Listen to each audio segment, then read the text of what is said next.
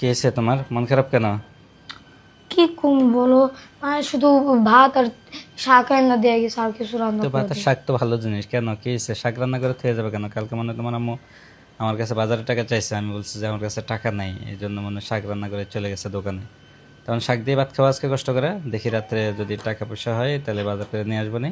না, আমি শাক দিয়ে ভাত খাবো না। তখন কি করবা? নিচের থেকে তো ডিমও আনার মতন টাকা নেই, বাবার কাছে মনে হয় 5 টাকা আছে। কি করবো এখন? দোকানে গেলে তো বাকিও দিব না।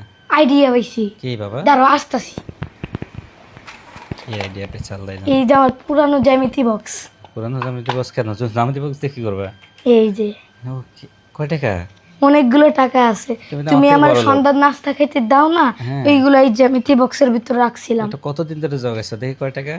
এটা 1 সপ্তাহ 2 সপ্তাহ ধরে ঠিক ওরে মনে নাই, বাবা রে, অনেক এখন তো আগে অনেক টাকা, জমাইছিলাম। 100, প্রায় 100-150 টাকার মতন। তুমি এই টাকা তুমি কি করতে চাচ্ছ? এখন আমি তো ডিম খেতে পছন্দ করি, 3-4 টাকা ডিম নিয়ে আসি। আচ্ছা, ডিম কত করে? ডিম 1 ডজন নিয়ে আচ্ছা, আসি। 100 টাকার ডিম নিয়ে আসো, বাকি টাকা তোমার কাছে রেখে দাও। ডিম আইন না হুম। টাকা পয়সা দিই যখন, তখন আমার যখন বিপদে পড়ি তখন আমার ছেলে আমাকে বের করে দেয়। তো ঠিক আছে, তাহলে ডিম নিয়ে 1 ডজন ডিম নিয়ে আসো। আইনা তুমি আমাকে বলো, আমি তোমাকে ভেজে দিতেছি, ঠিক আছে? ঠিক আছে। আমি তাহলে ফ্রেশ হইতেছি, তুমি ডিম নিয়ে আসো। আমার লক্ষ্মী সোনা।